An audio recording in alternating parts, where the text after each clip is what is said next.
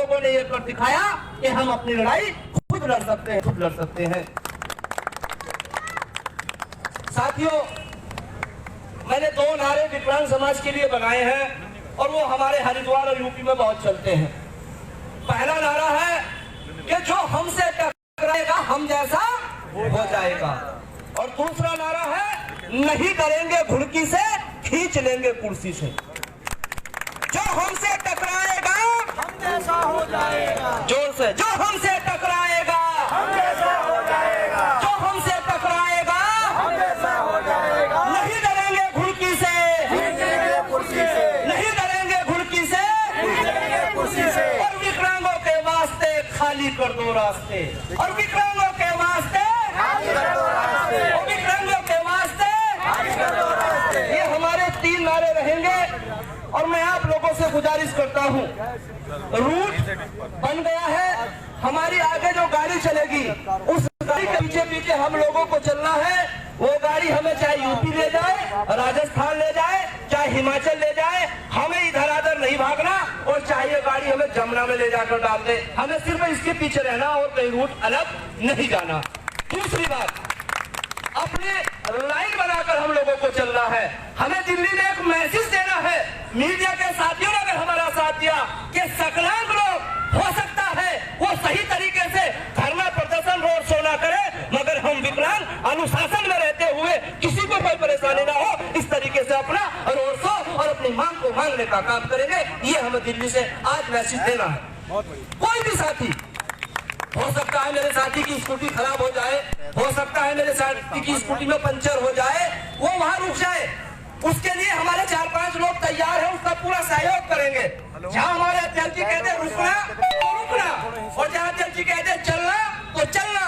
हम शासन और प्रशासन को भी यही अपनी बात बताना चाहते हैं। जो सुरक्षा कर्मी हमारे साथ लगे हैं, हम प्रशासन का धन्यवाद करते हैं कि उन्होंने सुरक्षा के लिए हमारे साथी लगाए, और हमें उनकी हमारी तरफ से उनको कोई परेशानी नहीं होनी चाहिए। मेरे भाइयों, मैं अपनी बात खत्म करता हूँ। लड़ाई जो है ये सिर्फ हक की है, और हक जो मांगने से नहीं मिलता, हक छीनने से मिलता है। अगर मांगने से मिलता तो 50 साल से जब से देश आजाद हुआ है, कभी किसी रूप में हम विकलांगों की मांग मांग रहे हैं, मगर कोई नहीं देता।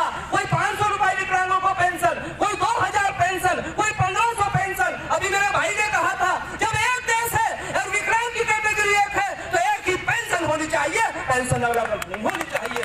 और ये पेंशन जो देते हैं ये अपने घर से ना कांग्रेस सरकार देती है, ना केजरीवाल सरकार देती है, ना भाजपा सरकार देती है, ना मध्य प्रदेश सरकार देती है, कोई अपने पास से नहीं देता। मेरे नन्हे भाई ने अगर ये स्कूटर 60,000 का खरीदा था, तो अगर 6,000 का टैक्स सकलांग ने दिया था तो 6,000 का टैक्स विकलांग ने दिया था।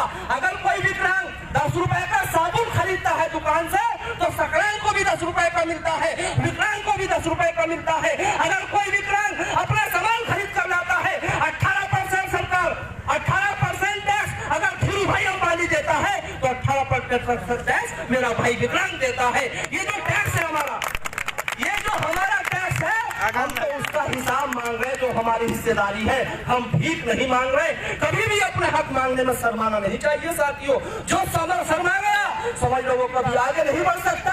और तादाद को कभी मत देखना, क्योंकि लड़ाई तादाद से नहीं लड़ी जाती। आप पिछला इतिहास देखो, हो सकता मेरी बात गलत है, रामचंद्र भगवान ने जब रावण जैसे योद्धा से लड़ाई लड़ी थी तो तादाद कितनी थी? एक तरफ रावण था, एक तरफ रामचंद्र भगवान अपने भाई लक्ष्मण के साथ थे। मोहम्मद साहब ने जब लड़ाई लड़ी थी, एक तरफ 313 थे, एक तरफ हजारों की तादाद थी। और गुरु नानक ने जब लड़ाई लड़ी थी अपने 5 प्यारों के साथ, एक तरफ हजारों की तादाद में दुश्मन था, और गुरु नानक जी अपने 5 प्यारों के साथ लड़ाई लड़ रहे थे।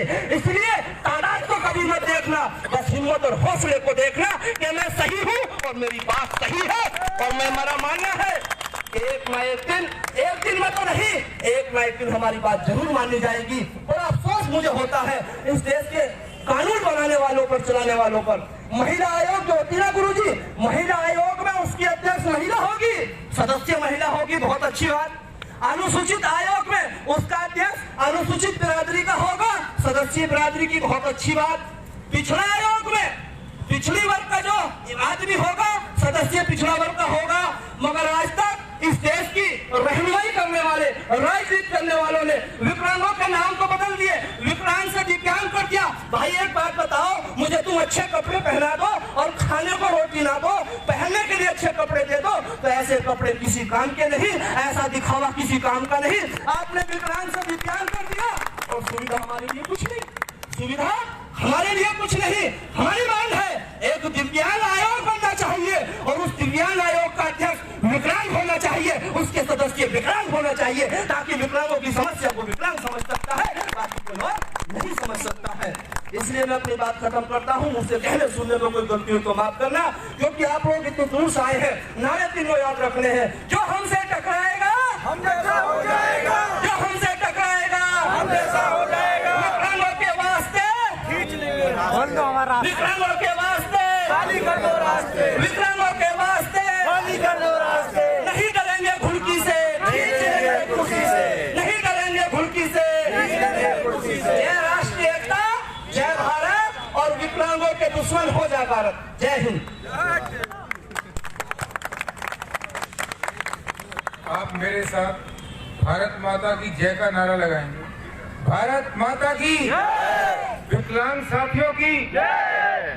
साथियों, आज इतिहास में पहली बार विकलांगों की एक रैली दिल्ली में आयोजित की, जिसका पूरा श्रेय नन्हेलाल शर्मा जी को जाता है। इनके अथक प्रयास, कड़ी मेहनत और दिल से आपकी सेवा करने का जो जज्बा इनके अंदर है, उस जज्बे को जाता है।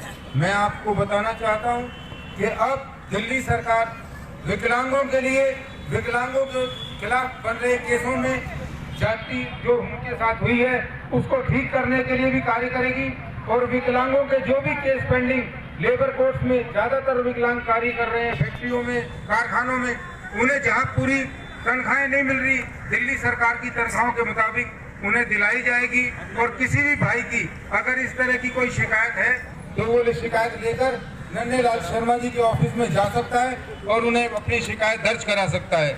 रही बात अभी मेरे भाई ने कहा कि तादाद की, तादाद तो आम आदमी पार्टी ने जब सरकार बनाई तब भी नहीं थी, और तादाद तो वो थी जब कांग्रेस और बीजेपी की दो ही पार्टियां इस देश पर राज करती थी। 70 साल उन्होंने इस देश पर राज किया। एक दूसरे को देखते थे कि अब की बार हमारा, न अगली बार तुम्हारा। उनका एक ही नारा था, अगली इस बार हमारा और अगली बार तुम्हारा, क्योंकि ना उन्होंने कोई काम करना था और आने वाले समय में ना दूसरों ने काम करना था। उसके बाद अन्ना आंदोलन के बाद जो ये चीज उभरी, अरविंद केजरीवाल ने भी ये माना कि अगर सरकार के अंदर हमारे पास पद नहीं होंगे, सरकार हमारी नहीं होगी, तो हम देश की सेवा, दिल्ली की सेवा नहीं कर सकते।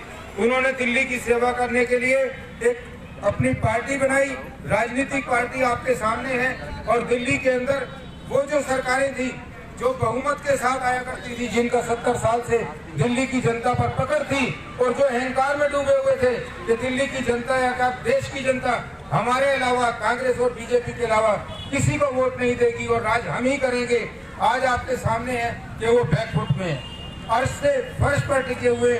और उनके साथ क्या हो रहा है ये भी देखा है।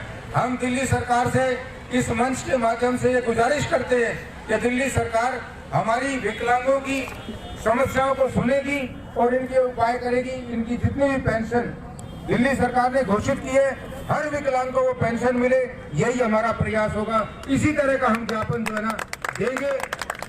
इसी के साथ मैं शब्द अपने खत्म करते हुए आपसे ये विनती करूंगा कि अब आप जुलूस को अब आगे बढ़ाएं।